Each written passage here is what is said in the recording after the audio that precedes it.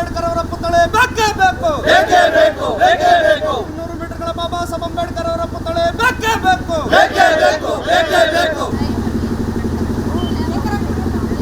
ಹೇಳಿದಿಕ್ಕಾರ ದಲಿತ ವಿರೋಧಿ ಕಾಂಗ್ರೆಸ್ ಸರ್ಕಾರಕ್ಕೆ ಹೇಳಿದಿಕ್ಕಾರ. ಈಗ ಇವತ್ತು ಪೊಲೀಸರು ಡ್ಯೂಟಿ ಮಾಡ್ತಾ ಇದ್ದಾರೆ ಅಂದ್ರೆ ಬಾಬಾ ಸಾಹೇಬ್ ಕೊಟ್ಟಿರೋಂಥ ಭಿಕ್ಷೆ.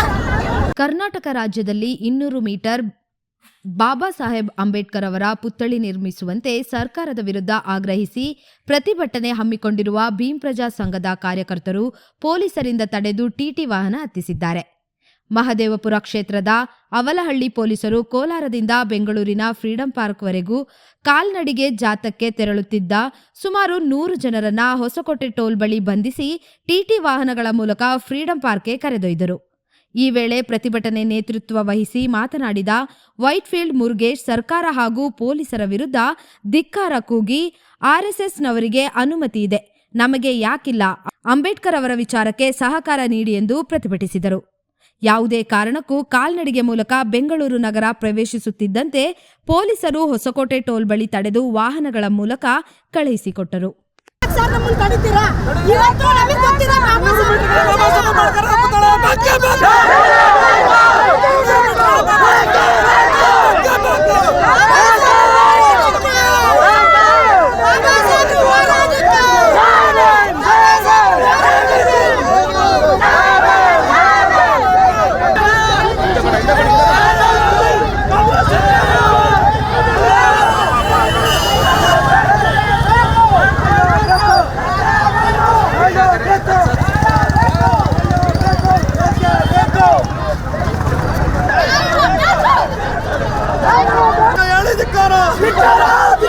ದಲಿತ ವಿರೋಧಿ ಕಾಂಗ್ರೆಸ್ ಸರ್ಕಾರಕ್ಕೆ ಹೇಳಿದಿಕ್ಕಾರ.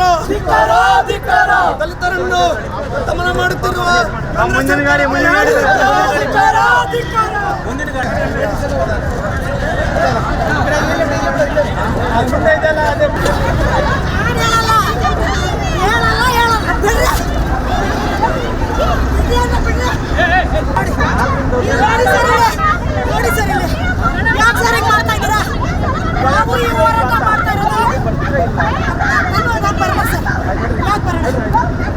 ಈಗ ಇವತ್ತು ಪೊಲೀಸರು ಡ್ಯೂಟಿ ಮಾಡ್ತಾ ಇದ್ದಾರೆ ಅಂದ್ರೆ ಬಾಬಾ ಸಾಹೇಬ್ ಕೊಟ್ಟಿರೋಂಥ ಭಿಕ್ಷೆ.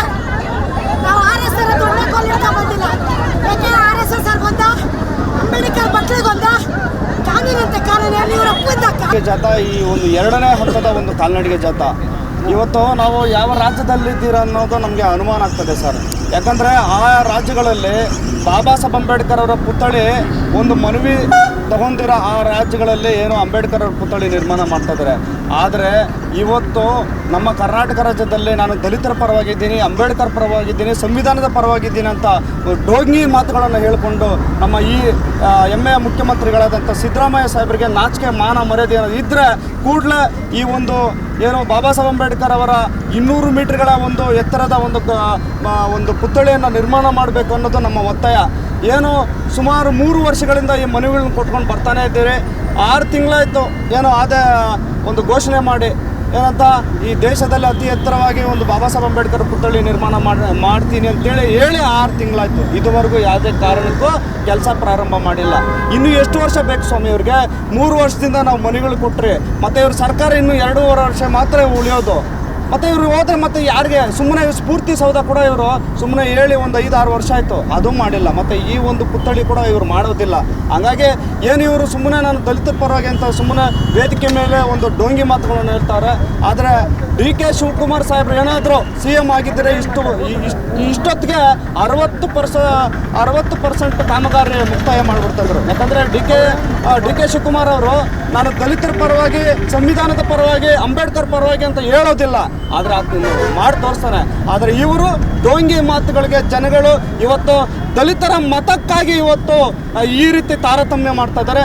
ಹಾಗಾಗಿ ಈ ಒಂದು 2ನೇ ಕಾಲ್ನಡಿಗೆ ಜಾಥಾ ಕೋಲಾರ ನಚಿಕೇತನದಿಂದ ಬೆಂಗಳೂರು ಫ್ರೀಡಂ ಪಾರ್ಕ್ವರೆಗೂ ಕಾಲ್ನಡಿಗೆ ಜಾಥಾ. ಮೊದಲನೇ ಕಾಲ್ನಡಿಗೆ ಜಾಥಾ ಬೀದರ್ನಿಂದ ಬೆಂಗಳೂರು ಫ್ರೀಡಂ ಪಾರ್ಕ್ವರೆಗೂ ಸುಡುವ ಬಿಸಿಲಲ್ಲಿ 45 ದಿನಗಳ ಕಾಲ್ನಡಿಗೆ ಜಾಥಾ, 1035 ಕಿಲೋಮೀಟರ್ಗಳ ಒಂದು ಕಾಲ್ನಡಿಗೆ ಜಾಥಾ. ಸಾವು ಬದುಕಿನ ಮಧ್ಯದಲ್ಲಿ ಒಂದು ಹೋರಾಟ ಮಾಡಿ ಬಾಬಾ ಸಾಹೇಬ್ ಅಂಬೇಡ್ಕರ್ ಪುತ್ಥಳಿಗಾಗಿ ನಾವು ಹೋರಾಟ ಮಾಡಬೇಕಾ? ನೀವು ಹೇಳಿ, ಬಾಬಾ ಸಾಹೇಬ್ ಅಂಬೇಡ್ಕರ್ ಪುತ್ಥಳಿಗಾಗಿ ನಾವು ಹೋರಾಟ ಮಾಡಬೇಕಾ? ಮತ್ತು ಯಾವ್ದು ಮಾಡಬೇಕು? BJP ಸರ್ಕಾರ ಬಂದರೆ BJP ಸರ್ಕಾರ ದಲಿತ ವಿರೋಧಿ, ಸಂವಿಧಾನ ವಿರೋಧಿ ಅಂತಾರೆ. ಆದರೆ BJP ಸರ್ಕಾರ, ಮಹಾರಾಷ್ಟ್ರ ಸರ್ಕಾರ 450 ಅಡಿಗಳ ಎತ್ತರದ ಒಂದು ಪುತ್ಥಳಿ ನಿರ್ಮಾಣ ಮಾಡಿದ್ದಾರೆ ಮಹಾರಾಷ್ಟ್ರದಲ್ಲಿ. ಏನು BJP ಸರ್ಕಾರ. ಮತ್ತು ಇವ್ರು ಏನು ಮಾಡ್ತಿದ್ದಾರೆ? 3 ವರ್ಷ ಬೇಕಾ ಸ್ವಾಮಿ? 3 ವರ್ಷ ಬೇಕಾ? ಮತ್ತು ನಾವು ಹೋರಾಟ ಮಾಡೋದೆಲ್ಲ ವಿಫಲರಾಗ್ತದ? ನಿಮ್ಮ ಗಮನಕ್ಕೆ ಬಂದಿಲ್ವಾ? ಹಾಗಾದರೆ ನಾವು ಈ ಹೋರಾಟವನ್ನು ಅನಿರ್ದಿಷ್ಟಾವಧಿ ಫ್ರೀಡಮ್ ಪಾರ್ಕಲ್ಲಿ ನಾವು ಕುತ್ಕೊಳ್ತಾ ಇದ್ದೀರಿ. ಯಾವುದೇ ಕಾರಣಕ್ಕೂ ನಮ್ಮ ಹೋರಾಟ ನಿಲ್ಲೋದಿಲ್ಲ ಸರ್. ನನಗೆ ಒಂದು ನೋಟಿಸ್ ಕೊಡ್ತಾರೆ ಸರ್. ನೀವು ಪೊಲೀಸ್ ಇಲಾಖೆ ವತಿಯಿಂದ ಬಂದು ನಮಗೆ ಒಂದು ನೋಟಿಸ್ ಕೊಡ್ತಾರೆ. ನೀವು ಬೆಂಗಳೂರು ಸಿಟಿ ಒಳಗಡೆ ಹೋಗಬಾರ್ದು ಅಂತೇಳಿ ಒಂದು ನೋಟಿಸ್ ಕೊಡ್ತಾರೆ ಸರ್. ಅವಳಲ್ಲಿ ಪೊಲೀಸ್ ಠಾಣೆ. ಈಗ ಸರ್, ನಾವೇನಾದರೂ ನಮ್ಮ ಕೈಗಳಲ್ಲಿ ದೊಣ್ಣೆ ಮತ್ತು ಏನಾದರೂ ಒಂದು ಮುಚ್ಚು ಅಂಥದ್ದೇನಾದರೂ ಇದೆ ಸರ್? ನಾವು ಈ ದೇಶವನ್ನು ರಕ್ಷಿಸುವಂಥ ಸಂವಿಧಾನದ ಪೀಠಿಕೆ ಮತ್ತು ಬಾಬಾ ಸಾಹೇಬ್ ಅಂಬೇಡ್ಕರ್ ಅವರ ಪುತ್ಥಳಿಯನ್ನು ನಾವು ತಗೊಂಡೋದ್ರೆ ಇದನ್ನು ನೀವು ತಾರತಮ್ಯ ಮಾಡುತ್ತೀರಾ? ಮೊನ್ನೆ ಹೋದ ತಿಂಗಳಲ್ಲಿ RSS ಅವರು ಪಥಸಂಚಲನ ಮಾಡಿದಾಗ ದೊಣ್ಣೆಗಳು ಹಿಡ್ಕೊಂಡು ಇಡೀ ಬೆಂಗಳೂರು ನಗರ ಜಿಲ್ಲೆನಲ್ಲಿ ಓಡಾಡಿದಾಗ ಅವಾಗ ಯಾಕೆ ಸರ್ ಇದೆಲ್ಲ ನೀವು ಪ್ರಶ್ನೆ ಮಾಡಿಲ್ಲ? ನಮ್ಗೆ ಮಾತ್ರ ಪ್ರಶ್ನೆ ಮಾಡ್ತಾ ಇದ್ದೀರಲ್ಲ ಸರ್. ಯಾಕೆ ಸರ್ ದಲಿತರು ಹೋರಾಟ ಮಾಡಬಾರ್ದ ಸರ್? ಮತ್ತು ಹೋರಾಟ ಮಾಡಿದ್ರು ಆ ಹೋರಾಟನೂ ಕಸ್ಕೊಂತೀರಲ್ಲ ಸರ್. ಮತ್ತು ಯಾವ ರೀತಿ ಹೋರಾಟ ಮಾಡ್ಬೇಕು ಹೇಳಿ ಸರ್? 3 ವರ್ಷ ಬೇಕಾ ಸರ್ ಬಾಬಾ ಸಾಹೇಬ್ ಅಂಬೇಡ್ಕರ್ ಸ್ಟ್ಯಾಚು ಮಾಡೋದಕ್ಕೆ? ಯಾಕೆ ಸರ್ ಮತ್ತೆ ದಲಿತರ ಪರವಾಗಿ ಅಂತ ಯಾಕೆ ಹೇಳ್ತೀರಾ? ದಯವಿಟ್ಟು ನಿಮ್ಮ ಬಾಯಲ್ಲಿ ಅದು ಬೇಡ ಅಷ್ಟೇ ಸರ್.